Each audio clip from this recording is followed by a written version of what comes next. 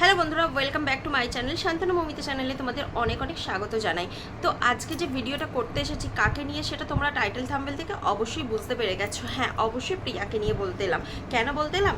গতকাল প্রিয়ার একটা ভিডিও দেখলাম, তো ভেবেছিলাম গতকালই করব, কিন্তু গতকাল যেহেতু একটা অন্য বিষয়ে ভিডিও ছিল তো সেই কারণে আর প্রিয়াকে নিয়ে বলা হয়নি। তো কি বলবো, মানে কিছু মানুষ এতটাই নৃশংস হতে পারে আর এতটাই নির্লজ্জ আর বাজে হতে পারে, সেটা না দেখলে বোঝা যায় না, বা না তাদের কমেন্ট না পড়লে বোঝা যায় না।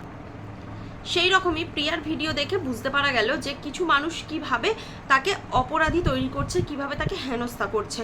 দেখো, সমস্ত কথার সাথে কারোর সহমত হওয়া যায় না, কিন্তু কিছু কিছু জিনিস আছে যেগুলো হ্যাঁ ভুল, মানুষের অবশ্যই ভুল।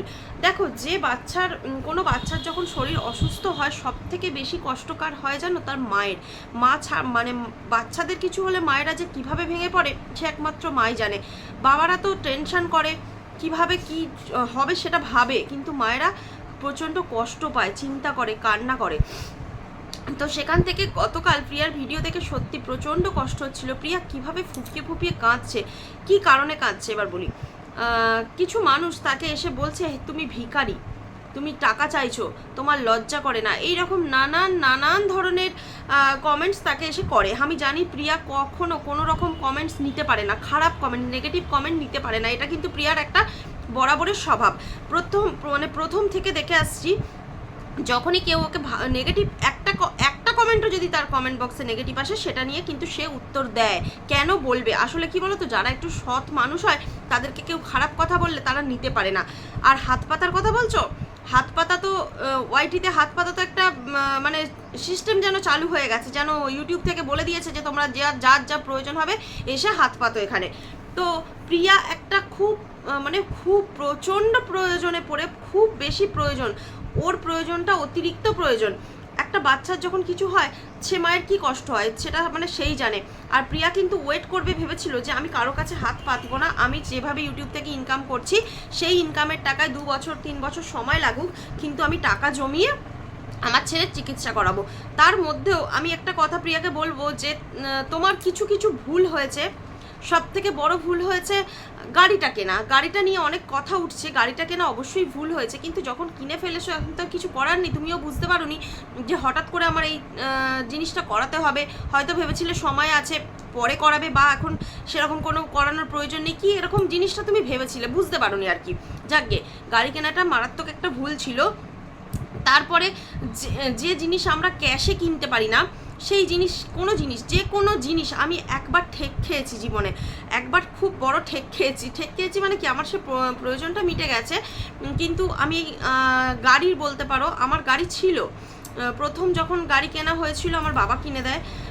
সেই গাড়িটা একটাই গাড়ি কেনে, সেই গাড়িটা নিয়ে সবাই মিলে যাওয়া আসা করা হতো।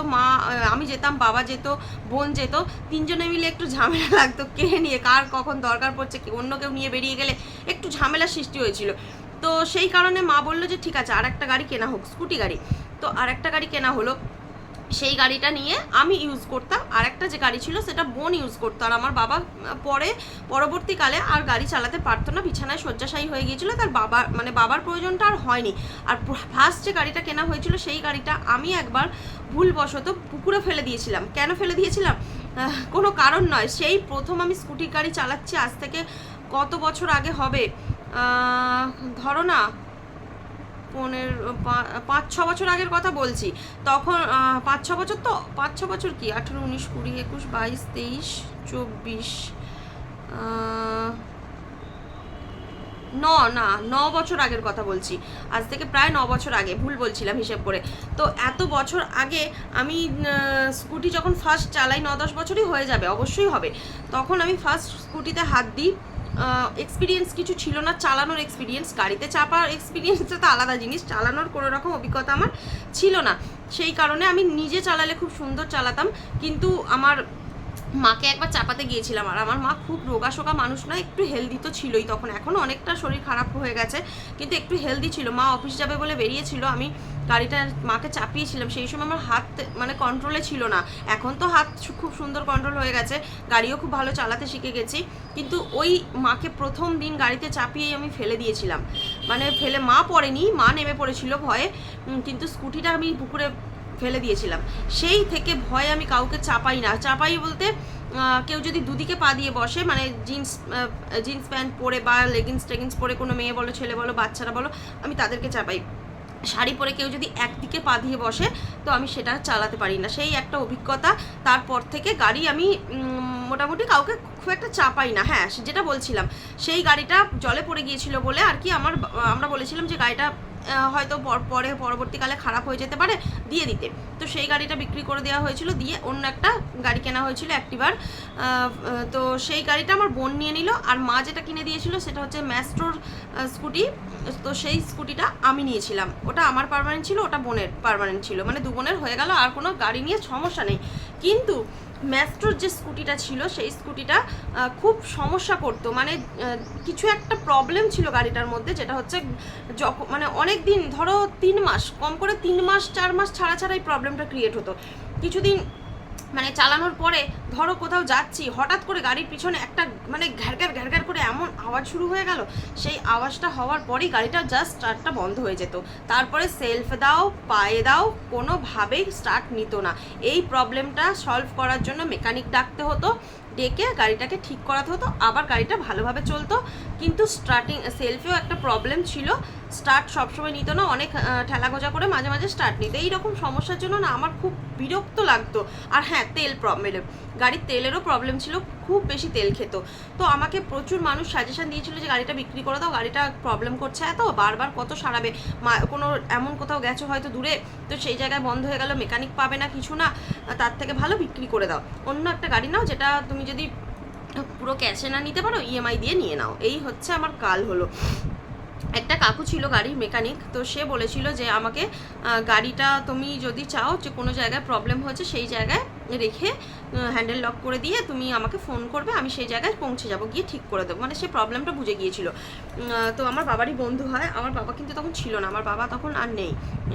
তো তারপরে আমি মনে মনে ভাবলাম, আর দেখো গাড়িগুলো যে কেনা হয়েছিল সেগুলো একদম আমার বাবা মায়ের টাকায় বলতে পারো, আমার কোনো এর মধ্যে ইনভেস্টমেন্ট ছিল না, আমার বাবা মাই আমায় কিনে দিয়েছিল। তো সেই কারণে কোনো হেডেক থাকেনি, কোনো চাপ থাকেনি। হ্যাঁ, গাড়ি চালাতে গেলে তেল ভরতে হয়, যেতে হয়, কিছু প্রবলেম হলে সারাতে হয়, এইসব হেডেকগুলো তো অবশ্যই ছিল। তো সেই কারণে কিছু বুঝতে পারিনি জীবনে, কিচ্ছু বুঝতে পারিনি। যখন নিজে বড় হই, কাঁধে মানে কাঁধে চাপ এসে পড়ে না, তখনই মানুষ আসল জীবনের মানেটা বুঝতে পারে। বাবা চলে যাওয়ার পরে না আমি জীবনের মানেটা অনেকটা বুঝে গেছি, প্রায় বেশিরভাগটাই। তো সেই কারণে সেই সময়তে আমি দোনামোনায় ছিলাম যে গাড়িটা বিক্রি করব, আবার কিনবো, ইএমআই দিতে পারবো, কিন্তু কি বলতো, পেরে উঠছিলাম না। প্রথম এতটা অসুবিধা হচ্ছিল, মানে কি হাতে কোনো টাকা থাকছিল না, ইএমআই দিয়ে উঠতে পারছিলাম। মাস গেলে 3,276 টাকা করে আমাকে ইএমআই দিতে হতো। গাড়ির ডাউন পেমেন্ট আমি 30-32 হাজার টাকা মতো করেছিলাম, 32,000 সামথিং কিছু করেছিলাম, কেননা আগের গাড়িটা বিক্রি করে আমি 40,000 টাকা মতো পেয়েছিলাম। তো 39,000 টাকা পেয়েছিলাম, 40 পুরো দেয়নি, 39,000 টাকা মতো পেয়েছিলাম। তো সেই টাকাটা থেকে আমি 32,000 টাকা মতো গাড়িতে ডাউন পেমেন্ট করি। তারপর ইএমআই 3,276 টাকা করে 2.5 বছরের ইএমআই চালু হয়। তো সেই ইএমআইটা আমাকে শোধ করতে খুব চাপে পড়ে যেতে হয়েছিল। সেই থেকে আমি প্রতিজ্ঞা করেছিলাম, আমি সিরিয়াস বলছি, আমি কোনোদিন ইএমআই দিয়ে জিনিস কিনবো না। আমার হাতে টাকা থাকলে আমি কিনবো, না থাকলে আমি কিনবো না। তারপরেও একবার আমার বরের খুব প্রয়োজন হয়েছিল, হঠাৎ করে ওর ফোনটা খারাপ হয়ে যায়, এমন খারাপ হয়ে যায় ফোনে কিছু দেখা যাচ্ছিল না, একটু খারাপ হচ্ছিল, স্ক্রিনে প্রবলেম হচ্ছিল, দেখা যাচ্ছিল, ওই নিয়েও চালাচ্ছিল। কিন্তু এমন একটা প্রবলেমে পড়তে হয় যে ফোনটা ওকে বিক্রি করে দিতে, মানে বিক্রি বলছি, ওটা ওকে আর ইউজ করা যাবে না, বিক্রি তো হবেই না, ইউজ করা যাবে না। ও একটা ইএমআই দিয়ে ফোন নিল। সেই সময় দুটো ইএমআই একসঙ্গে পড়ে গিয়ে না খুব চাপের মধ্যে দিয়ে আমাদের কয়েকটা মাস গিয়েছিল। 6 মাস ফোনের ইএমআই ছিল, 6 মাসটা বেশি চাপ ছিল, বাকি গাড়ির টাকাটা শোধ করতে আমাকে মানে প্রচুর কষ্ট করতে হয়েছে। এই তো গেল আমার গাড়ির গল্প। তো তাই বলি, ইএমআইয়ের আমি প্রিয়ার কথা বলতে আমার কথায় চলে এলাম, যেহেতু একটা ঘটনা, সেটা আমি বলার জন্যই এটা বললাম। তো প্রিয়াকে বলি, প্রিয়া ওইখানে একটা ভুল করেছে, ইএমআই দিয়ে গাড়ি কিনেছে। সে কলকাতা থেকে গাড়ি কিনে নিয়ে গেল ইএমআই দিয়ে। সেই গাড়ি 2 লক্ষ টাকা মনে হয় ডাউন পেমেন্ট করেছিল, বাকি 8-10 লাখ টাকার গাড়ি। মাসে ওর অনেকটা মোটা একটা অ্যামাউন্ট ওকে পে করতে হয়, 20,000 না 22,000 এরকম একটা মান্থলি পে করতে হয়। তো সেইখানে একটা বাচ্চা যেখানে এত অসুস্থ, ইনকাম আছে জানি, ভালো ইনকাম আছে, তা সত্ত্বেও একটু ভেবে দেখা উচিত ছিল যে বাচ্চাটাকে নিয়ে আমি কিভাবে এই মানে জিনিসটা সাফার করব, তার থেকে ভালো আমি গাড়ি না কিনি। যাক গে, তখন ঝোঁকের বসে মানে মানুষের কি বলতো, মাথায় যখন একটা জিনিস ঢুকে যায় না, সেখান থেকে বেরিয়ে আসা যায় না। তো সেই কারণে ও সেই কাজটা করেছিল। তো এটা এটা তো গেল গাড়ির কথা। এরপরে নেক্সট যে স্টেপটা, প্রিয়ার নেক্সট স্টেপ ছিল খামার বাড়ি। সব থেকে বড় ভুল, গাড়ির থেকেও মারাত্মক বড় ভুল। গাড়িটা তো তবু ভাড়া খাটায়, শুনেছি ভাড়া খাটায়, কিন্তু এই যে খামার বাড়িটা কি হয়, কি দরকার ছিল এই সমস্ত করার? এটা করে কি অতিরিক্ত টাকা ইনভেস্ট করে ফেললে না? দেখো, সব কিছু খারাপ মাইন্ডে নিও না, জানি তুমি হয়তো বলবে যে আমাকে লোক এসব বলছে। না না, একদম বলছি না। তুমি যে হাত পেতেছো, লোকের কাছে টাকা চেয়েছো, অবশ্যই যে যার সামর্থ্য মতো দিয়েছে, সে খুব সামান্য হলেও 50-100 টাকা হলেও দিয়েছে মানুষ। তো সেই টাকাগুলো নিয়ে তুমি চিকিৎসা করাবে, সেটাও ঠিক, কিন্তু কিছু কিছু ভুল যদি করে থাকো, মানুষ তো বলবেই, তাই না? এই কথাগুলো, আর যারা বলছো যে ভিখারি ভিক্ষা করছে, এইসব আজে বাজে কথাগুলো প্লিজ বলো না, তোমাদের কাছে রিকোয়েস্ট। এবার আসি আমাদের দালালকে। দালাল গতকাল প্রিয়াকে কাঁদতে দেখে খুব ইমোশনালি হয়ে পড়লো, যে দেখতে যাই তো কি করেছে প্রিয়া, হঠাৎ করে কেন এইভাবে কান্না করছে। আমি তো কিছু বলিনি, সবাই তো আমাকে নিয়ে এসব বলে যে আমি লোককে কিছু বললে লোক কাঁদে, আমি যখন বলিনি তখন প্রিয়া কাঁদছে কেন? একদম উৎসাহের সাথে দেখতে চলে গেল কি হয়েছে প্রিয়ার। দেখতে গিয়ে দেখলো কমেন্ট নিতে পারেনি, মানুষের কমেন্ট প্রিয়া নিতে পারেনি। এটা প্রিয়ার বরাবরের অভ্যাস, ও কমেন্ট নিতে পারে না। কমেন্ট কিছু কেউ খারাপ কমেন্ট করলে ও একদম সহ্য করতে পারে না। আমি তোকে একটা বলি কথা, ও কমেন্ট নিয়ে যাই বলুক নাই বলুক, তুই এত জ্ঞান দেবার কে? তুই এত জ্ঞান দেবার কে? তোর কি অধিকার আছে বা তোর কি যোগ্যতা আছে তুই ওকে জ্ঞান দিচ্ছিস? আমি এইটুকু বল।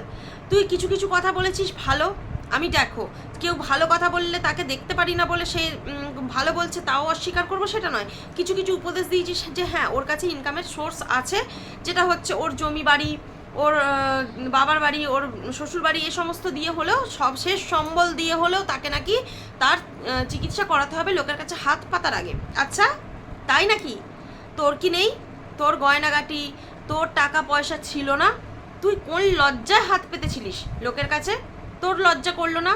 তুই তো তাও কোনো রকম চিকিৎসার কারণে হাত পাতিসনি, তুই তো হাত পেতেছিলিস নিজে লোককে বাঁশ দিয়েছিস, সেই বাঁশ টেনে ফেরে বের করার জন্য।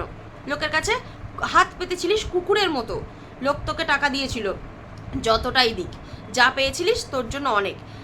এই বিষয়ে টাকা দেওয়ার কোনো প্রশ্নই ওঠে না, কোনো প্রশ্ন ওঠে না, কিন্তু তাও তুই হাত পেতেছিলিস। তোকে প্রচুর প্রচুর ভালোবাসার কিছু মানুষ আছে, তারা দিয়েছিল তোকে, যাদের হয়তো পয়সার কোনো মূল্য নেই, যাদের কাছে অঢেল আছে, হয়তো কালো টাকাও থাকতে পারে, সেটা বলা যাচ্ছে না, তো দিয়েছিল। তাহলে তুই বল একটা কথা, যে প্রিয়া তার বাচ্চার জন্য চাইছে, তোর এত ফাটছে, তুই কেস খেতে কেন টাকা চাইলি? তোরও তো বাড়ি, জমি বাড়ি সব ছিল, তোর শ্বশুর বাড়ি আছে, তোর বাপের বাড়ি আছে, তোর গয়নাগাটি আছে, সর্বস্ব দিয়ে নিঃস্ব হয়ে তবে তুই না লোকের কাছে হাত পাততিস। তার মাঝে আবার এত হাজার টাকার মোবাইল কিনে নিলি, এত এত কিছু কিনছিস, এত কিছু করছিস, এত ভালো ভালো খাচ্ছিস, সমস্ত দেখাচ্ছিস, তারপরেও লোকের কাছে হাত পাতলি কেন?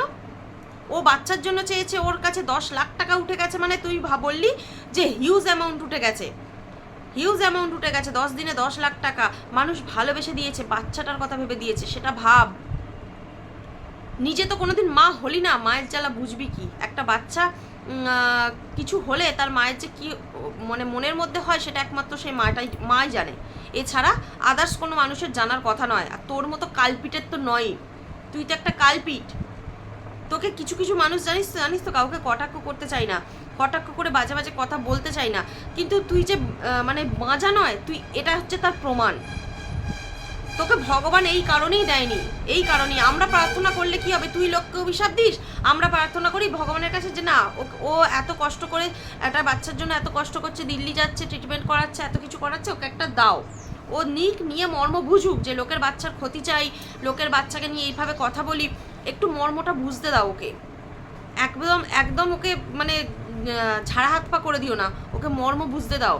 ও না হলে এই লোকের পিন্ডি চটকানো বন্ধ করবে না, ওর এই স্বভাব মরলেও যাবে না।